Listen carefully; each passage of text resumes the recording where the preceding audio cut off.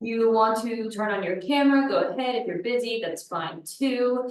But let's start off with some wins. So in the past week, what are some wins that you have felt in terms of, it could be in the gym, it could be nutrition wise, it could be personal, professional, any type of win. Go ahead and put it in the chat. Just close that out. But listen, by mistake, so I'm gonna reopen that. So my win, I have a weird little win, on my trip. So I'm big on, I mentioned this a lot to you guys when we travel. Really paying attention to when you're not necessarily like on and structured to see how your eating habits shift and noticing any like eating habits that you don't really resonate with anymore start to creep up. So something that I've talked about a lot of times is the one plate rule, where whenever you're serving yourself, let's say buffet style, if it's Thanksgiving, if it's a certain event, we really want to keep everything to just one plate so that you can visualize what is on your plate. And I did not do that. And my friend made a massive mac and cheese and I was like, oh, I'll just have a little bit. But then obviously that wasn't enough. So then I just felt like I kept getting more little bits. And then at the end of that, I was like, I don't really know how much I just had, and I could have had way more than, technically I would be comfortable with.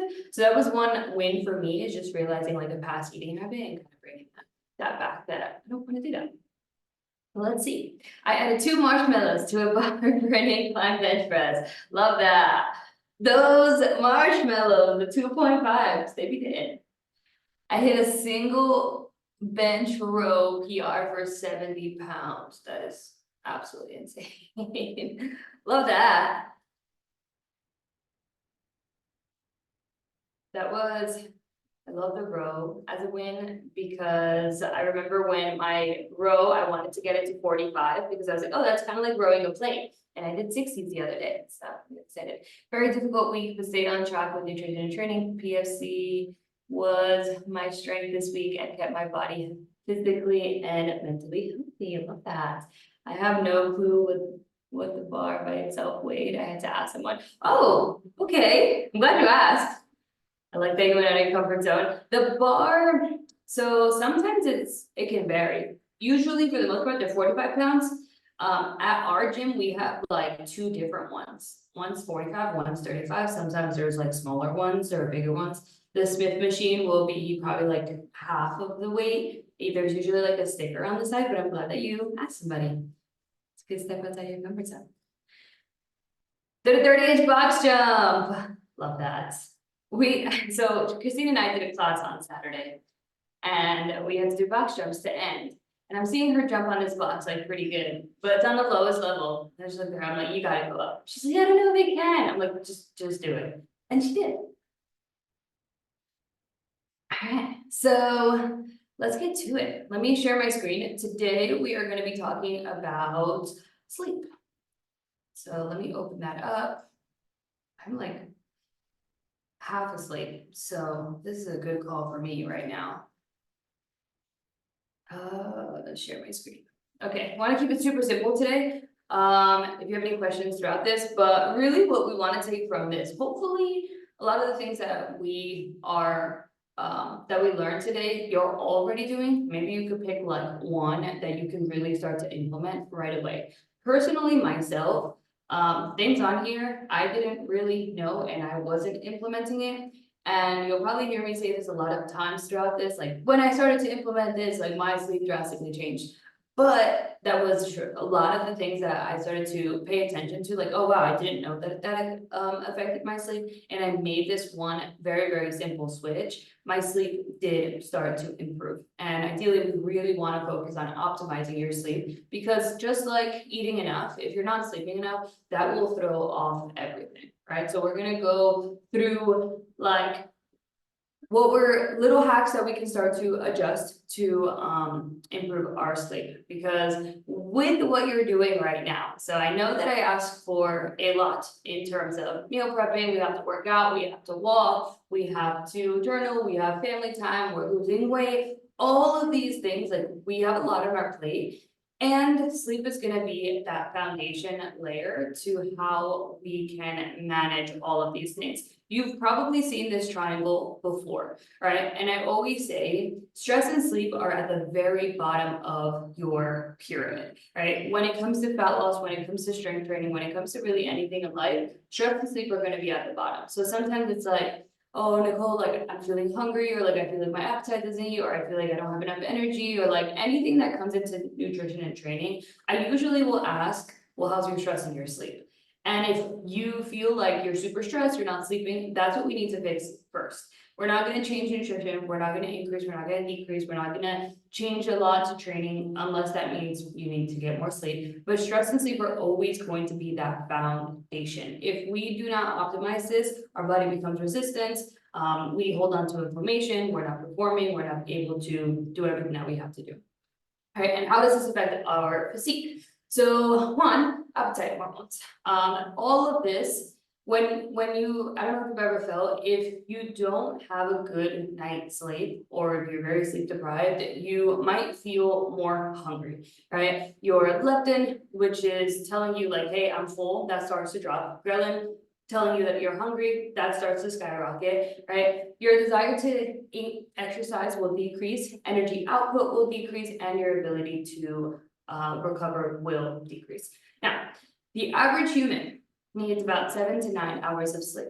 When we think of females, we need on the upper end of that because of the hormones, right? So a lot of people, 7 hours is difficult. We have lives, some of you have kids, right? We have a lot of things going on, but if we can really optimize your day, not necessarily saying like, oh, I need you to take less things off your plate, if that's possible, yes, but how can we optimize the day so that we move a little bit quicker and we can really squeeze in those 7 hours? Ideally, we're moving towards the 8, and the 9 is like really pushing it. Some people get like 6, they're like, yeah, I'm fine. Like I can, I can function off 6. I don't really need that much, right? But most people don't realize that they are sleep deprived. It's similar to when we increase calories and you're like, holy shit, I didn't realize that I wasn't eating enough. I have so much more energy. All of these things, my hormones are starting to feel better. Yeah, because before we were kind of like surviving, and now we are thriving in terms of nutrition. Sleep is going to be the same exact way, right? So if you feel like you're having less than 7 hours, you're having 6, you're having 5, but you're fine, right? Those baseline standards of health and wellness are low. And this is a lot of people. A lot of people I say this to, you should be sleeping 7 hours. They're like, no, I'm not. I should. I'm 6. 6 is fine, right? So this is just accepting like life the way it is. This is me. This is good as it gets. Like, or we have that like sleep is for the weak. I know an entrepreneur mindset is like you should be working more. You don't need that much sleep. Wake up earlier. But again, sleep is going to help you be more productive. So even though it feels I'm being less productive by prioritizing sleep and putting more hours into sleep, the hours that you are awake are going to be more productive. All right. So there's a better form of you waiting on the other side. So 6 things today we're going to be talking about in terms of optimizing sleep. If you take one and you start to implement it, I almost guarantee that you're going to start to feel better. So if you find anything today that you aren't doing, if not, you can start to kind of act on all of them. Number 1 is caffeine. Love the cup of coffee. We open our eyes and we right away go towards it. So there's 2 things about coffee. Number 1, coffee is a psychoactive stimulant drug, right? So this decreases our ability to fall asleep. We all know how caffeine works. It helps you, wake up, but because it's providing that stimulus, it decreases your ability to stay asleep, to feel fully refreshed. And when we think of caffeine timing, there is 2 things that we need to consider. When is that last cup of coffee? And when is that first cup of coffee? Right? Maybe it's just one. Hopefully it's just one. But in the case, caffeine has a half-life of 5 to 7 hours. Meaning if you have coffee now, in 7 hours, half of it is still in your system. This is dependent on the individual. Some people metabolize caffeine much quicker, so they're able to have some coffee and feel like they can go to sleep much quicker and it doesn't affect them. But for the most part, it does stay in our system, like half of it for 5 to 7 hours, a quarter of it in 10 to 12 hours. this says a lot about the timing, because sometimes we're having, let's say, a midday cup of coffee, and let's say that's at 12 or at 2. Half of, or a quarter of that is still in your system at midnight, at 2 in the morning, when you're trying to optimize your sleep. So if we can really, one, pull that coffee a little bit early if you don't have it in the morning and you do have it at some point at 3 or at 2 or whenever, right? Can we pull that timing back, or can we decrease the amount of caffeine that we're having so that we're not going for that second one? This is another reason why I'm not really a fan of pre-workouts, because there is caffeine in them. And if you're tired after work and you're taking some pre-workout and it's 5 o'clock, and yes, you just had a good workout, however, it's double-edged swords because you're not sleeping and then you're not recovering and then your muscles aren't able to recover. So that's number one, really paying attention. When you have a cup of coffee, what am I gonna be in the next, what am I doing in the next 7 hours? Am I trying to sleep in the next 7 hours? If the answer is yes, then you probably shouldn't have that cup of coffee. All right, and another thing is no coffee, no caffeine until 90 minutes upon rising. I know a lot of people that will open their eyes and walk to get a cup of coffee right away. I know in my family, it's especially like Colombian culture, coffee is the thing. You wake up, you turn on the coffee maker, you brush your teeth, and then you go and have coffee. But we want to wait 90 minutes upon rising. Our hormones in the morning, right, adenosine and cortisol, right, they are trying to regulate naturally. The second that we have coffee, those natural hormones, or the way that your hormones naturally respond, they're getting stimulated. Now, a couple things with this. When we think having coffee in the morning, I had this conversation yesterday, I need it in the morning, I have to go to work and I'm tired and I need to function.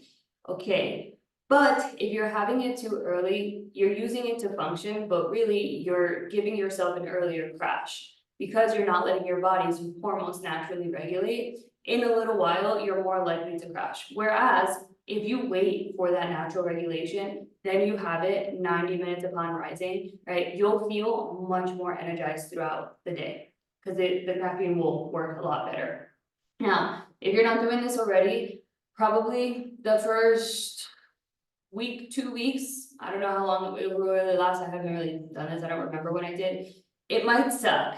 Your energy might feel pretty low, right? Any type of changes to your caffeine, whether you're watching this and you're like, I don't want to have that second cup of coffee, or I want to push my coffee 90 minutes, right? Either way, it's gonna suck in terms of energy, but then you're gonna feel much better. So this is something we can implement right away. For anybody that works out in the morning, I used to have coffee on my way to the gym. Now I just kind of raw dog life, okay?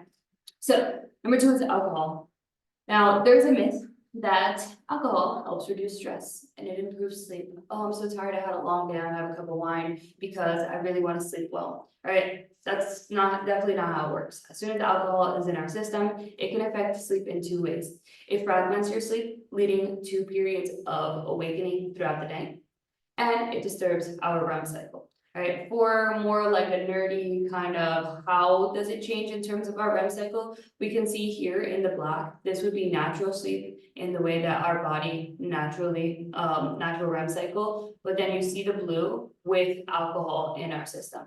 And we can see that we have periods of awakening, and ideally it's not as healthy as we should be. Right, so if you are ever having a rough night, or it's, I don't know, Friday, I know this was me for a long time, I just want a cup of coffee, I just want like a cup of wine and whatever, I just want to sleep tonight. That second, if you're tired, genuinely, if you really want to sleep tonight, can we say no to the wine and really just sleep? Next one, artificial light. This is something that really changed the game for me. All right, so melatonin, probably heard of it. When daylight begins to fade, your brain gets a signal to secrete melatonin. Hey, it's almost time to be asleep.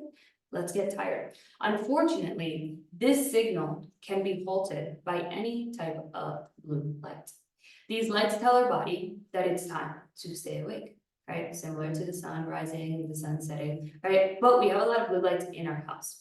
Now it takes 8 to 10 lux to delay the release of melatonin. There's a little nerdier too. I really don't know exactly the science to this, but Having a lamp can display 100 to 200 lux. So if a little bit of that light is going to disturb our melatonin, right? Just imagine having all of your lights on in the house. Some things that we can do in order to improve this. One, we can start to dim the lights off or turn more of the lights off. Another thing is getting lights that are like a soft, like an orange light. I recently just changed all of the like major light bulbs in the house to smart bulbs. I don't know which particular ones, we found these at a store here.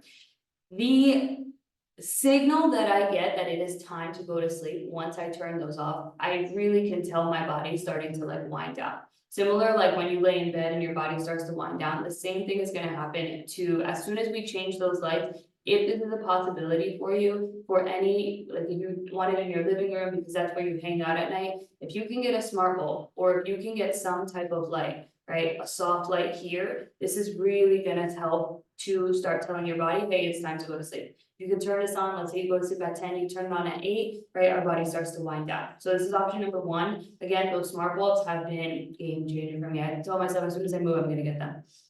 If that's not an access for you, because in my old house, that was not it, right? There's these glasses. They're the brand that I have is Swanwick Sleep. They have two different ones. You've probably seen them, the ones that you can use on the computer screen throughout the day. And then there's these nighttime glasses.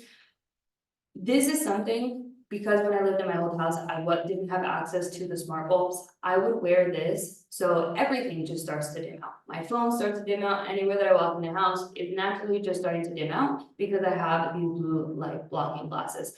Personally, if you're thinking about this, you're like, oh, I should use this for the office. Again, there's these day ones and there's the night ones. I honestly would only get the night ones if you're gonna pick one.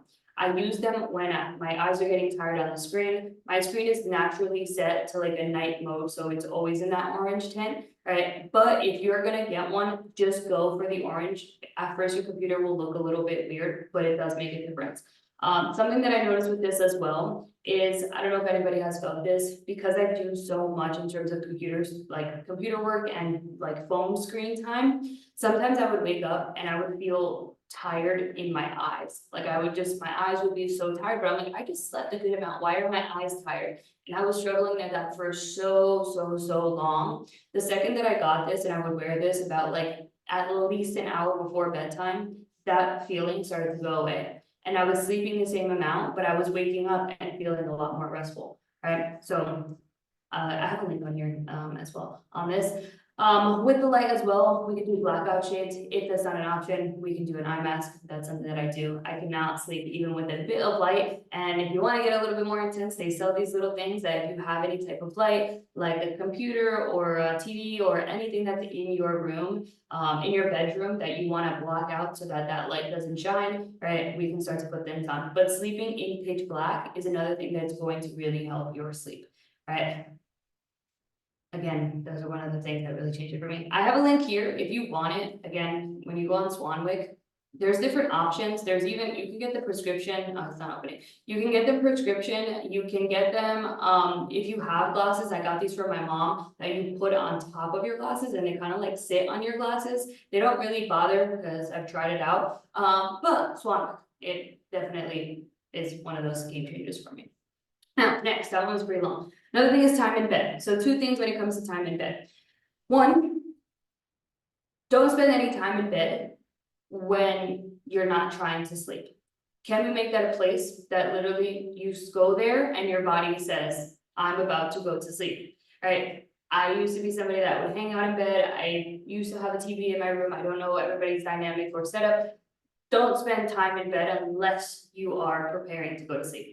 Obviously, sometimes I can vary, you're there a little bit, but for the most part, right? And another thing with this is going to bed when it's time to go to bed. Sometimes we're like, oh, I'm not really tired, right? Can we spend more time at rest so that you're not continuously doing things around the house? If you're not spending time in your bed, once you get to bed, even if you're not necessarily tired, your body is going to start to tell you, hey, it's almost time for sleep. I think this is the fifth one. I don't think I numbered them at all, but your sleeping schedule, another game changer for me because I always thought that I was not a morning person, but really I just didn't have a proper sleeping schedule. The best that you can do for your sleep, other than the light thing, the artificial light really is gonna be a game changer. But having the same time to be awake and at the same time to go to sleep, even on the weekends. If you've never tried this before, give yourself 2 weeks to, hey, I'm gonna stay in, or on the weekends, I'm gonna go to sleep earlier and I'm still gonna wake up earlier. You're going to notice a significant difference in your energy levels throughout the week. A conversation that I had with my brother yesterday, because he was telling me, oh, I've been going to the gym in the morning, but like it sucks because I never become a morning person. I'm like, I am a night owl naturally, and I became a morning person. What we realized for him was, yes, he was a morning person, or he had that schedule throughout the week, but his weekend were completely throwing it off. So Sunday, he almost had to like catch up on sleep and get back on his sleeping schedule. So the more that we can wake up and go to sleep at the same time, keep it as similar as we can on the weekends, the better that is gonna be. Sundays for me, I usually allow my body to just naturally wake up, and it'll take like an extra hour of sleep, an extra hour or two. But the more that we can optimize that, the better. And the last thing is anxiety. Going to sleep and feeling wired. I know a lot of you have had this, and I know for sure that I have struggled with this for so long. When I first started my business, I would literally wake up, this sounds so dramatic, would wake up in like full panic, like, oh my God, did I set the client's program? Like, did I do this? Did I do this? I had so much going on in my mind that it wasn't allowing me to stay asleep. I was dreaming more, right? If you're dreaming all the time, that's your red flag that, hey, we're not sleeping enough, right? If you feel like you never dream, that's great. That's actually really, really good for you. All right, so if you feel that you are wired, you feel that you are anxious, you can't stay asleep, you're waking up, you can't fall asleep, right? How can we do two things? One, get in control, and two, release, right? So a couple of things that I started to implement when I realized that I was feeling very anxious, or I go to sleep and my mind is on a million, is turning the mind off. So a couple of things is, my favorite way was journaling. I love putting everything on paper. It really shows me that I either have this under control or this is not in my control and it's out of my head. But the second that it goes from my brain on paper, when I go to sleep, I'm no longer thinking about it, trying to figure it out, because I just did. I just put it on a piece of paper. It's figured out. I know what's gonna happen, right? So a couple things that I recommend that you write down. I think I was just talking to Cindy about this, so this is kind of like good timing. I gave you a couple of different questions, but these are ones that you can implement as well. So if you feel like your mind is on a million, write down, what do I have to do tomorrow? Because when you lay down, that's the thing, I have so much to do. Am I gonna get this meeting, write it all down. All right, when will each of those things get done? So if you have this meeting, if you have to talk to this person, if you have to go to the grocery store, if you have to remember like this, write it down. Because yes, like you have these things to do tomorrow, but if you're in bed, you literally can't do anything about it. So just telling yourself and making it seem like I have this under control because it's on paper and I know exactly at what time this is gonna get down, it will help you feel less anxious. So other things is, what do I have to do, but will not get done tomorrow? So maybe it's by the end of the week, but it's still on your mind. On Thursday, you have an appointment and whatever, or I don't know, anything could be coming in. Write it down as well. Get that under control because it's on your mind and we need to start to shut it down. What is not in my control? How can we release that? And then when it comes to journaling, I'm a big fan of how am I feeling, and then positive affirmations from there. When I was struggling a lot with anxiety, when I was sleeping, I would just write down like, I am calm, I'm able to fall asleep, like all of the things that I wanted to be my reality, I just kind of wrote it down and put myself into that position. So if you want this, let me know, screenshot it. Something that I'm doing with Cindy, and I've done this with a lot of people as well, it's like making a habit on your app that tells you to journal daily. So if you haven't implemented this and you feel like your mind is on a million, definitely screenshot this. You'll feel a massive difference in you actually being able to shut off at night. So quick recap and things that we should implement right away. Your caffeine timing. 90 minutes upon waking up, nothing earlier than that. And it will stay in your system for the next 10 to 12 hours. So just use that as a, when should I have coffee? Have it after those 90 minutes, have it in the morning, and then don't have it again after that, right? The adjustment will suck, but the benefits after will feel much better. Alcohol is going to affect your sleep. I'm not gonna tell you to never drink, but if you're tired and you want a good quality sleep, I would skip on the alcohol because you're not gonna get a good quality sleep. Artificial light, right? All of these different options, I implement basically all of these. This will be huge for you. If you're not gonna get the smart bulbs, get the glasses. You will see a massive difference. If you're not gonna get the blackout shades, get the eye mask. It feels a little weird at first. You will feel a massive difference when you wake up. All right, time in bed, don't spend time in there unless you're trying to go to sleep. And then at night, go in there, should tell you, hey, body, it's time to go to sleep. Getting ourselves on a clock is going to really help optimize our natural energy levels. If you feel like you're not a morning person, but your weekend, you're staying out really, really late, I am guilty of it sometimes too. Can we start to get a little bit more strict with that? And if you feel like your mind's on a million when you're trying to fall asleep, put it all on paper. Can we shut all of that off? Okay, and that is it for today. Remember that food is love, strength is power, and in this case, if we want strength to be power, we also need recovery to be power. So, do we have any questions for today? Was that long? No, that wasn't too bad. 20-something minutes.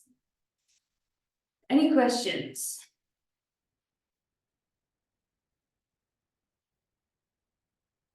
That was pretty basic. If you want anything that I just said, if you want that link, let me know, send me a message.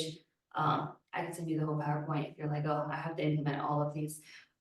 Is there anything on here that anybody felt like, okay, this is the one that I'm gonna implement? That is really what we wanna take. You can take one thing and start to implement it. Ideally, of course, use all of them, but at least one. Great guidance, yes, thank you. Doing a list before bed, I love that. Yes, Maria. I know it's nothing to implement, but I did find a difference when I used to wake up, make my coffee and then go to work and start drinking my coffee on the way to work as soon as I woke up, until now where first thing we do is just go to the gym and then we have coffee like 9:30, 10 a.m. I feel such a difference. I love it. Love that. Were you getting like an energy crash before, or what was the difference? Yeah, I would get like sort of an energy crash that I would have to have like another coffee like midday or in the afternoon. Yeah. Yeah. Thanks for that. Something too, if anybody wakes up and like wants something, like sometimes I want something warm if I don't go to the gym. Having tea in the morning is my go-to. So I wake up and I have some type of tea so that at least I'm just having something. I would definitely implement use bed just for sleep. Yes. What do you recommend? Do you recommend not reading in bed? No, I don't think you're, I mean, it depends how long you're reading. If you're gonna, like, you're reading for like a while, then probably not. It's better off read on the couch and then go to bed. But if you're reading, let's say 30 minutes, you just being in there is gonna start to wind you down. Yeah, I'd say the longer that you're gonna be reading, do it on the couch, so that as soon as you lay down, you are just ready for sleep. I was gonna say something. Let's fall on this, I forgot what I was gonna say.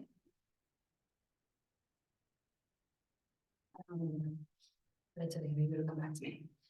Any other question? Liz, that's a good one to start to implement as well, seeing how much time you do spend reading. And if you feel like you put the book down and you're not getting tired, then I would just make that switch and just see which one feels better for you. Thank you. Yeah, I usually just read like 5 to 10 minutes. Oh, yeah, you're fine. Okay, perfect. Thank you. Yeah, no problem. All right, I think that's it. Any last minute questions? Any questions unrelated to today? Before I let you go, anything that happened in the gym, nutrition wise? And then we will wrap up. No, okay. Cool, so back to regular schedule for me, it probably didn't seem like a very different schedule for you, but back to regular schedule for me, so I will get back, if I haven't answered anybody today, I promise you, I have been a walking zombie. So I will get back to that. Love you guys, have a wonderful day. Or night, Thank you. bye.